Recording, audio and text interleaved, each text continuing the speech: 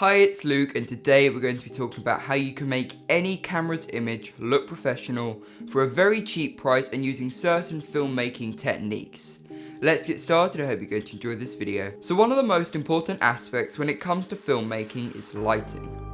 Now, I use two lights to light this shot which you're seeing right now, and they're only £50, which is an absolute steal considering they're LEDs and they come with soft boxes. The two lights that I'm using are positioned in two different places.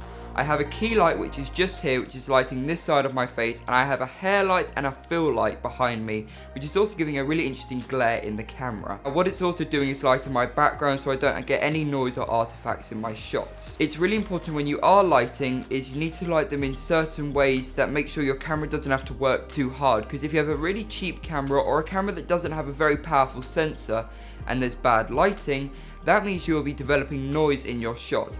And when you have noise, that immediately shows to the viewer of your film that you have a low quality camera and it's not professional. So do study lighting when you're trying to work out how you can make your image look as best as possible. But when you are outside, it is important that you use lighting as an advantage, because if there's interesting shadows, make sure you get those in your shot because it will just add extra depth. So now you've got your lighting perfect, it's now important to think about how you're going to add that extra depth and element in your shots. Now what I do is I use a lens with a high aperture, which means it can open very wide and let lots of light in and create a lot of blurry backgrounds. For example, in this shot here, the way I've made it look so cinematic and epic and professional is because I have a wall close to the lens and then a wall further away from the lens.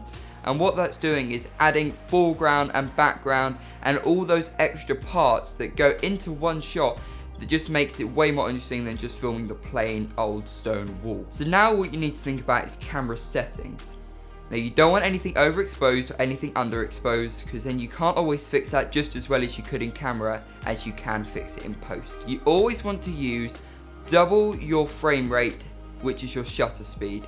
So what I mean by this is you're filming at 24 frames per second, which is the best frame rate you can film for if you want to look natural. Then you want a shutter speed of 48. Now some cameras only do 50, but that's still going to look really good. And I think it's a common misconception that with iPhones they do 4K 60 and people will film in 4K 60. But that doesn't always look right when you're talking to camera, because you want something that looks like your eyes can see it. So now you have your ISO and shutter speed perfect.